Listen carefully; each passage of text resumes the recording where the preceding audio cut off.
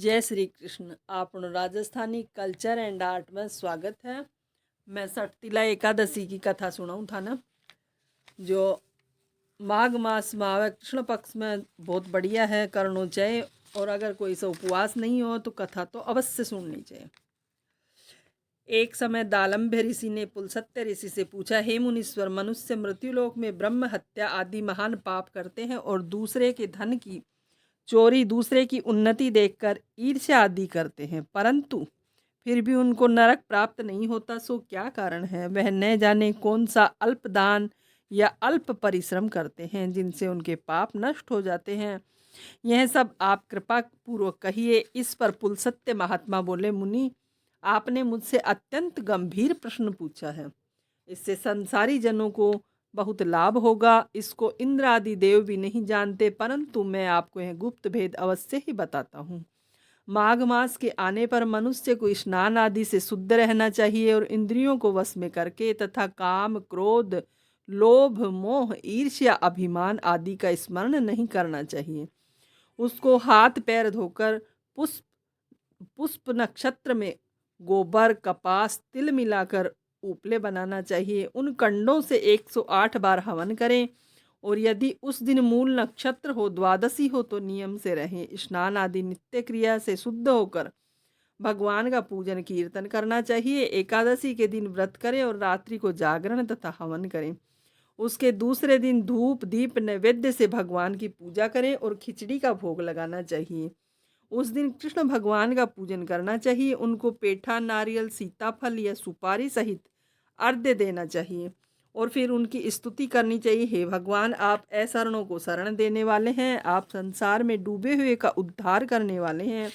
हे पुंडरीकाक्ष, हे कमलेश, कमल नेत्रधारी, हे विश्व भगवान, हे जगत गुरु, आप लक्ष्मी जी सहित मेरे इस तुच्छ अर्घ्य को स्वीकार कीजिए। इसके पश्चात ब्राह्मण को तिल दान करना चाहिए। इस प्रकार मनुष्य जितने तिल का दान करता है वह उतने ही सहस्त्र वर्ष स्वर्ग में निवास करता है। 5 काम जरूर करना चाहिए: तिल स्नान, तिल का उबटन, तिलोदक और तिल का भोजन और तिल का दान। ये 60 तिला कहलाती है। इससे अनेक प्रकार के पाप दूर हो जाते हैं। एक दिन नारद ऋषि बोले, हे भगवान, आपको नमस्कार है। इस 60 तिला एकादशी को क्या पुण्य होता है और उनकी क्या कथा है, सो कृपा पूर्वक कहिए। श्री कृष्ण भगवान बोले, हे नारद, मैं तुमसे आंखों देखी सत्य घटना कहता हूँ, ध्यान पूर्वक सुनो। प्राचीन समय में मृत्युलोक में एक ब्राह्मणी रहती थी। वह सदैव व्रत किया करती थी। एक समय वह 1 माह तक व्रत करती रही। उससे उसका शरीर अत्यंत दुर्बल हो गया। वह अत्यंत बुद्धिमती थी, परंतु फिर भी उसने कभी भी देवताओं तथा व्रतों से अपना मन अस्थिर नहीं किया। इस प्रकार मैंने सोचा कि ब्राह्मणी ने व्रत आदि से अपना शरीर शुद्ध कर लिया है और इसको वैष्णव लोक भी मिल जाएगा, परंतु इसने कभी अन्न दान नहीं किया, इससे इसकी तृप्ति होना कठिन है। ऐसा सोचकर मैं मृत्युलोक में गया और उस ब्राह्मणी से अन्न मांगा। वह ब्राह्मणी, हे महाराज, आप यहाँ किस लिए आए हैं? मैंने कहा, मुझे भिक्षा चाहिए। इस पर उसने मुझे एक मिट्टी का पिंड दे दिया। मैं उसे लेकर स्वर्ग लौट आया। कुछ समय बीतने पर वह ब्राह्मणी भी शरीर त्याग कर स्वर्ग आई। मिट्टी पिंड के प्रभाव से उसे उस जगह एक आम्रक्ष सहित ग्रह मिला, परंतु उसने ग्रह की अन्य वस्तुओं से शून्य पाया। वह घबराई हुई मेरे पास आई और कहने लगी, हे भगवान, मैंने अनेकों व्रत आदि से आपकी पूजा की है, परंतु फिर भी मेरा घर वस्तुओं से रहित। सो क्या कारण है? मैंने कहा, तुम अपने ग्रह को जाओ और देव स्त्रियां तुम्हें देखने आएंगी। जब तुम उनसे 60 तिला एकादशी का पुण्य और विधि सुन लो, तब ही द्वार खोलना। भगवान के ऐसे वचन सुनकर वह अपने घर गई और जब देव स्त्रियां आई और द्वार खुलवाने लगी, तब वह ब्राह्मणी बोली कि यदि आप मुझे देखने आई है तो 60 तिला एकादशी का माध्यम कहिए।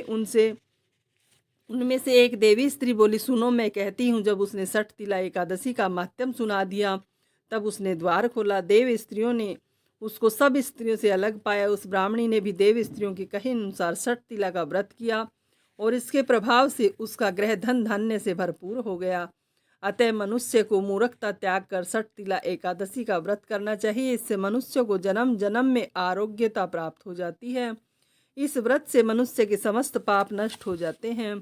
माघ मास के कृष्ण पक्ष की एकादशी को 60 तिला एकादशी कहा जाता है। इस दिन भगवान विष्णु की पूजा की जाती है और इस दिन काले तिल और श्यामा गाय का दान विशेष महत्व है। शरीर पर तिल के तेल की मालिश, तिल जल से स्नान, तिल जलपान तथा तिलों के पकवान की इस दिन विशेष महत्ता है। विधि पूर्वक यह व्रत करने वाले को रोगों से मुक्ति मिलती है और सुखों में वृद्धि होती है। बोलिए श्री कृष्ण भगवान की जय।